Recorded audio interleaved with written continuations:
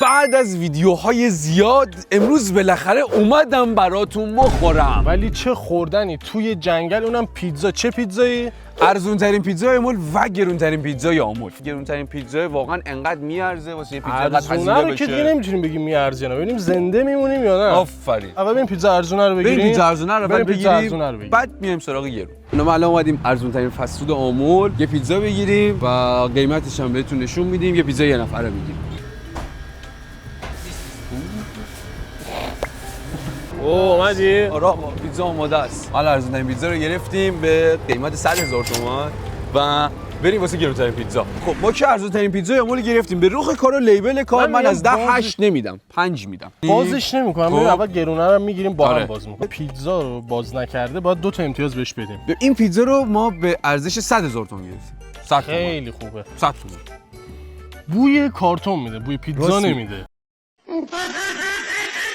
یکم سبک نیست؟ خیلی سبکه. بعد تکونش میدی خیلی این ور اون ور میشه. یعنی اصلا اسم اینقدر توش هیچی توش نیست. این دستمون هست، میریم گرونترین پیتزا آمولم میگیریم. اومدیم گرونترین پیتزا رو بگیریم از اینجا، یه فست فود بزرگ بریم بگیریم دیگه. گرونترین پیتزا رو گرفتم از اینجا. آقا محمدو بگیر. آقا نوکرم. به به این پیتزاست. خب آقا سوید این پیتزا چرا انقدر کلفت و سنگینه برعکس اون؟ که ندیدی که ببینم دست بگیرم دمبل میزنم باهاش. بگیرم. به لیبل کار من از 10 واقعا میتونم 2 امتیاز کامل رو بدم. من میگم مهم طعم و مزه، ولی سنگینه. بوی خوبی داره. بعد خیلی بوی خوبی داره. بوش که اینم بوش رفته. فرق این 2 تا پیتزا رو هم به شما بگم. پیتزای اولی رو رفتیم گرفتیم با مبلغ 100,000 تومان و این پیتزا ناقابل 14 برابر اون پیتزا بوده. 1,400,000 خورده‌ای بوده. 1,430,000 در اصل. 1,430,000 تومان. بعد ببینیم میصرفه که اینقدر پول یه پیتزا رو بدیم یا نه. به لطف این داداش گل ما می‌خوایم بخوریم. تو که همیشه می‌خوری. جز من می‌خوام بخورم. آفرین. به وقتش میدم تا ویدیو بود. میدم بخوری. نمی‌خوای بخوری مگه؟ می‌خوری یا نمی‌خوری؟ می‌خوری یا نمی‌خوری؟ من می‌خواستم برای بچه‌ها بخورم نه برای تو. پیتزا رو دیگه. به لطف این دوست عزیز ما امروز نچسب به من میز نداریم. وقتی 1,500,000 پول پیتزا دادیم، پیتزا رو صندلی باشه نه پیتزا رو صندلی ما وای میسیم اینجوری اسم میگم منطقی. من پیتزا بخورم. آقا معجزه از آسمون واسمون نوشابه نازل شد. واو. خب این نوشابه که اسم میکنم به درد کسی نمیخوره. طبیعت هم نمیشه آشغالی. میذارم اینجا یه نیازمند بیاد. نیازمند واسه جنگل خیلی رندوم. بریم پیتزا رو آنباکس کنیم. ارزون ترین و گرون ترین. خب اول کدوم باز کنیم؟ هر دو تا رو همزمان. 1 2 3. چی؟ این گنده چیه این؟ 100,000 تومان پول اینو دادیم ناموسن. میگم چرا اینقدر سبکه هیچی نداره توش. اینو بگیر. بیا. باش به این میگم پیتزا چیه؟ ناموسن بذار کنار. میذار روی این اونو میخوره. گفتش که یه لایه روسپیف داره، یه لایه ژامبون داره، یه لایه کراکوف داره. بین هر لایه هم باز مقدار زیادی پنیر داره و قارچ و فلفل دلمه. اینجور داستانه. چه خبر؟ چه پیتزا کلفتیه. ولی این پیتزا رین که چه عرض کنم. این خب این تست کنیم الان. خمیره که آقا من رفتم واسه تست. روخش که هیچی نداره داداش. این 80% خمیره. یه چسکه میتونی از جلو بگیری؟ متریال داره توش. ولی این پیتزا یه خوبی داره. زود هضمه داداش. این هیچ جا رو نمیگیره که هضم میشه.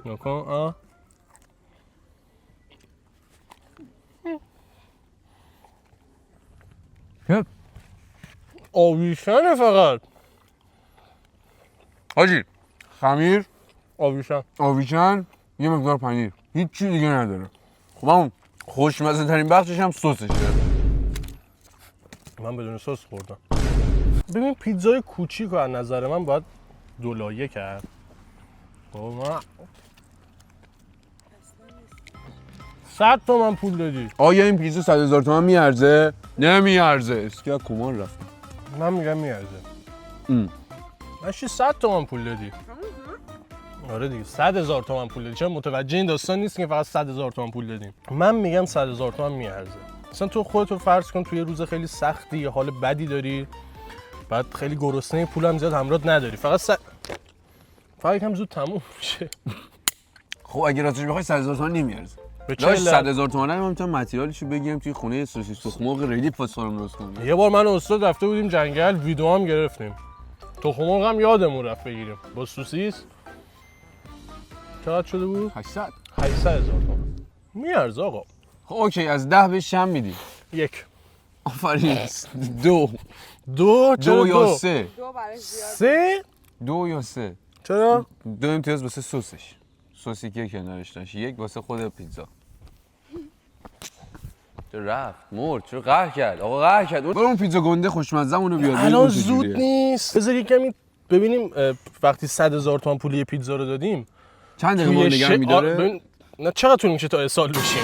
با این پولی که واسه این پیتزا دادیم میتونیم ازش به عنوان یه اثر هنری استفاده داداش کنیم. می‌خواستم بگم عروقم گرفت. دقیقاً همون جمله رو گفتی. اثر هنری دقیقاً نوکر خواستم- این خوشمزه ترین بخش پیتزا اینه این جلوشه تو نداری من دارم این فیلم بردار مظلوم انگار غزه اومده بیا.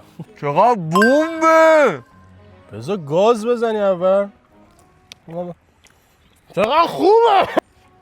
شاید واسه یه تازه گوه خوردیم بعدش. نه خفه شو این خیلی خوشمزه است ما خیلی یه سال سنگینه سیر شدم جدی؟ نه گفتی سیر شدی. نه من زیر زیاد میزنم بخور. من زیر زیاد میزنم این 1,400,000 میارزه. من حس میکنم با حجم سنگینی که داره میتونه 3 نفر رو سیر کنه. راحت و 3 نفر 1,400,000 میشه نفری 400 450 500 نه 480 به این باید 500,000 تومان بدی با 3 تا ببین. رفیقات اینو بگیری بخوری. ارزیدن آره نمیارزه انقدر بخوای پول بدی واسه پیتزا ولی میتونم بگم که از خوشمزه ترین پیتزاهاییه که تو اونم خوردم خیلی خوشمزه واقعا است خوشمزه. جدی خوشمزه است خیلی خوبه توی ویدیوهایی که تا الان گرفتیم یکی از بهترین خوردنامو الان دارم براتون میخورم نمره 1 تا 10. 10 و تو هم گفتی 10 9. جدی خوشمزه است. خیلی خوشمزه مرسی از اینکه این ویدیو رو دیدین امیدوارم خوشتون اومده باشه بعد از مدت ها مطمئنم که براتون خوردم نپسندیدین. چه لذتی داره همش میخوای واسه این اون بخوری. خوردن رو دوست دارم میدونی من یک اردیبهشت ماهی هم که لایک کامنت ساب یادتون نره. ماچ به کله همت. خوشمزه است. چه قطع نمی‌کنی تو قطع کن.